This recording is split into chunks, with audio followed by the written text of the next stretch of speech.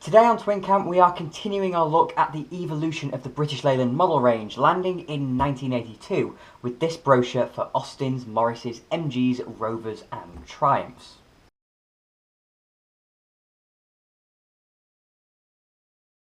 If you remember back a few weeks ago, BL was split down the middle in the 1970s between the volume and specialist marques, but in the early 80s that was all thrown away for the sake of rationalisation and bringing the entire car-making entity closer together. So now we have one overall brochure for the newly formed Austin Rover Group, but there's a notable absence in Jaguar. Through the whole debacle from 1968 onwards, Jaguar had managed to protect itself from the implosion that so badly affected its Rover and Triumph stablemates. It was in a relatively strong position, and the nationalised British Leyland understood that floating Jaguar off was a realistic proposition, so is preparing for that eventuality, giving Jaguar its own literature before its independence was finalised in 1984. While the Austin Rover branding gives a clear indication of the direction the company was going, the mess of marques on display here are confirmation that rationalisation had still not really been achieved. Austin was being heralded as the future of the volume segment, and MG was in a state of flux, leaving Morris, Rover and Triumph with only one model each.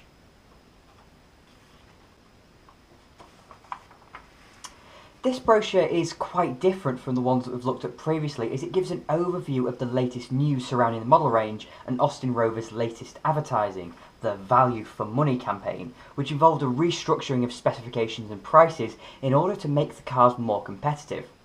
Just before we go into the range proper, here's an overview of the immediate spec changes that VFM brought, and then we dive into the good old Mini. The Mini 850 is no more, replaced by the 998cc Mini City E with the revised A+ engine tuned for fuel economy. I'll go into the A+ in a minute, but the changes the Mini received went much further than a bigger and more economical engine. First are the aesthetic alterations, with black trim replacing most of the traditional chrome, bringing the Mini, at least from a trim perspective, into the 1980s. Equipment stayed at a minimum for this Mini City, with a large two-spoke steering wheel and a single central gauge. But behind all this interior trim is much more sound deadening that reduced noise levels drastically. One of the features I really love from early 80s Minis are the seats. This houndstooth fabric is fabulous. The only other Mini on sale at this point is the up-spec Mini Mayfair, which means the Clubman front end and Mini Estates have both been discontinued. The Mayfair gets a few external additions, including a coach line, plastic wheel arch extensions, and the option of these very cool alloy wheels. Inside you get head restraints, Clubman style instruments, a 4-spoke steering wheel, and an FM radio. Practically decadent for a Mini. As I alluded to on the City, all Minis are now 998cc. The other capacities have been rationalised for one very good reason: the introduction of the Austin Metro. The Metro was launched in October 1980, and it was undoubtedly the car that BL's future depended upon. Despite it still selling reasonably well, the Mini was completely outclassed by more modern hatchbacks like the Renault 5 and Ford Fiesta. The Metro was the car to bridge that gap, retaining a lot of the character of the Mini, but surrounding it in a more modern, refined and practical package. When people refer to the Metro as the car that saved British Leyland, they're mostly right. The Metro assured management that the firm was capable of producing a competitive car that was at least relatively reliable, unlike the SD1, which was great, but fell apart immediately. The Metro took a little bit longer to disintegrate. Metro was the first car developed under government ownership, and its success somewhat justified the millions of pounds of taxpayer money pumped in, at least in the short term, and it reaffirmed the viability of Michael Edwards' product-led recovery programme. The Metro's appearance was ultra-modern, but it had a few of those oldie-worldy touches that perfectly reflect the British class system, like the recessed headlamps on poverty models. Inside, another peak David Batch performance with a dashboard suitable for both left and right-hand drive by just moving the gauge pod over, and the now universal touch of a 60/40 split folding rear seat. Earlier I mentioned the A Plus engine, and this was a light development of the old A series engine specifically for the Metro to ensure it remained competitive against Ford's Valencia. It didn't give any more power, but it improved fuel economy, reliability, and it stretched out the servicing interval. In keeping with BL's views of the time, the Metro used hydrogas, keeping the suspension very compact and allowing a low bonnet line and no intrusion into the boot. However, in a last-minute spree of penny pinching, the traditional front-to-back link pipe was deleted in favour of a single line linking the rear units. Late 1982 is the perfect time to look at the Metro range, as the hot MG Metro 1300 had just been launched. And this is the epitome of the 80s warm hatch, with its jazzy graphics, pepper pot alloys, red carpets, styled gauges, and herringbone seats. The MG also had an uprated 1275cc A+, producing 72 brake horsepower. The real hot one though was the MG Metro Turbo with its Garrett turbocharger and 93 brake horsepower. Austin Rover did want a fair chunk more than that, and the little A+ could handle it, but the gearbox in the sump couldn't, and the money wasn't there to upgrade it, so 93 horsepower it was. That didn't stop lots of gearboxes being munched though. To complete the look was a big body kit, turbo graphics, and inside an LED boost gauge. At this point, unfortunately, the Metros were the only MGs on sale. The Abingdon factory was closed in 1980, taking with it the MGB and MG Midget. Through this decade, MG would reinvent itself as the badge on the front of hot Austins. Finally, the luxurious Metro Van den Plas with its chrome detailing, wood door cappings, sunroof, and 1.3 litre engine. Later on, the Van den Plas did get the MG Metro engine, but I'm not 100% sure when. Certainly, according to the power figure here, it hadn't got it at this point. An overview of the Metro's tech specs, and then on to the Allegro.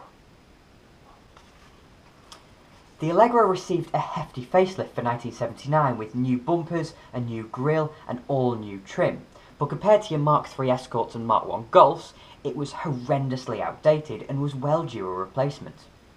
Allegro production ended in 1982, but they built enough to fill the gap until its replacement came along in 83. All the specs are as they were before, including the availability of the 3-door Allegro estate, but it did receive the A+ engine for its final few years. From one legacy model to another, this time reformed with the Morris Ital. The old Morris Marina was a very important car for BL as it competed against the Ford Cortina, even if it was a smidge smaller. Even though the mechanicals were far behind the times, it was important for BL to retain its share of this market until a successor could be produced. In the meantime, they embarked on a project to modernise the Marina's appearance, giving it an entirely new body and christening it the Morris Ital. And no, it wasn't styled by Ital Design. I don't think the Ital is as good looking as the Marina was, though in silver and a decent spec it does look respectable, if not stylish. An Ital Estate was also produced, though it didn't receive the changes the saloon did, therefore sticking to the styling of the old Marina Estate. As disliked as the Ital was, it kept the range ticking over and provided a remarkably simple car for those that weren't so enamoured by front drive and hydrogas. On show here are some brilliantly period trim colours such as Paprika, with the unaltered Marina dashboard, and under the bonnet, the 1.7 litre O Series, introduced in 1978 as an overhead cam development of the B Series alongside the 1.3 litre A+. The Marina's reskinning was quick and effective, unlike the fate of the Princess. If the Ital was a quick way to freshen up an ageing range, then this was a whole different kettle of fish. The Austin Ambassador was revealed in 1982 and did nothing but disappoint. The Princess was as avant-garde as they came, but this new style was anonymous to say the least, and that anonymity is exacerbated by the white paint of this example. Unlike the Ital though, the Ambassador shared its door skins with its predecessor, creating a link that denied the design a clear visual break with the past. This was a massive failure considering the money that went into this restyle, as it was so much more than some new panels, because the Ambassador finally got the hatchback that the Princess should always have had. Inside too there was a new dashboard, although the failures continued as the Ambassador was criminally under-equipped, making it a rather undesirable prospect as a company car. One example of this that people often quote is the lack of a tachometer on even the top-of-the-range Van & Plas. There was no straight 6 option for the Ambassador, just the 1.7 and 2 litre O Series 4-pots. But now there's something distinctly different. This is the Triumph Acclaim, and it's the first in a line of cars that would monumentally change BL's direction. The Acclaim was a product of the deal between BL and Honda, signed in 1979, that would eventually lead to the sharing of models and development over the next decade and a half. The first product of this collaboration was a simple rebadging of the Honda Ballade, but built by Austin Rover at Cowley.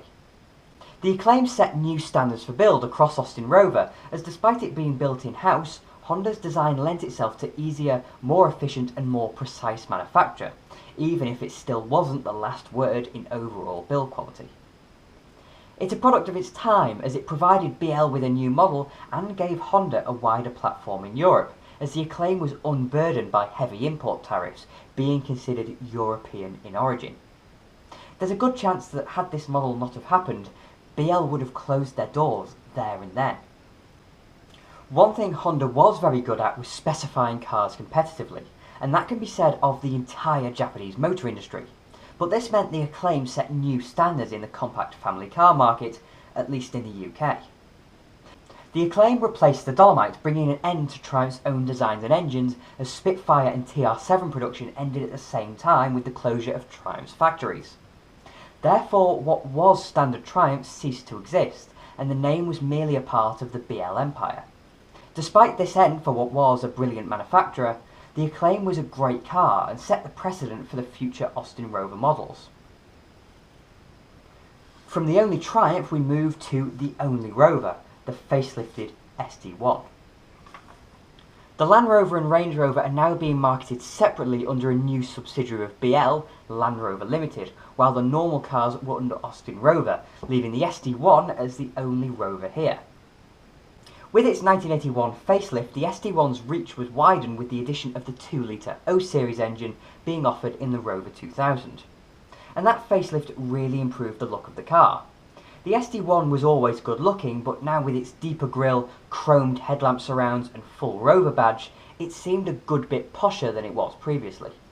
It's a similar story inside, with the velour seats replacing nylon and a revised instrument cluster providing, for me, one of the coolest interiors of the 1980s. Also new was the Rover SD Turbo, a 2.4 litre diesel SD1, launched mainly to reflect the growing popularity of diesels on the continent. These higher spec models are much nicer, with the better wheels and front chin spoiler that made the car look lower and meaner. This one also has a blue interior, and as far as I'm concerned, that should be a rule. Blue interiors are fab.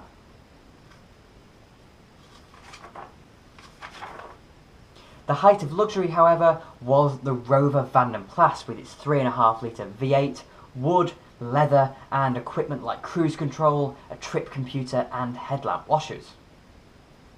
Being realistic though, the Van & Plas was never overly desirable because it was overshadowed by the wonderful Rover Vitesse. The V8 was uprated to 190 horsepower with the addition of fuel injection, meaning 0 to 60 in 7 seconds and a 135 mph top speed. It was the boot spoiler, lattice spoke alloy wheels and side graphics that made the Vitesse so cool though, along with its win in the British Saloon Car Championship in 1984, the forerunner to the BTCC. So there's a look at the state of flux that British Leyland was in. There's a mix of new and old, and a model range that's slowly being rationalised before it's cut down drastically in the coming years under the Austin Rover name. For now though, thank you very much for watching. If you enjoyed the video, please do click like and subscribe to TwinCam as well, and I'll have more videos coming along soon.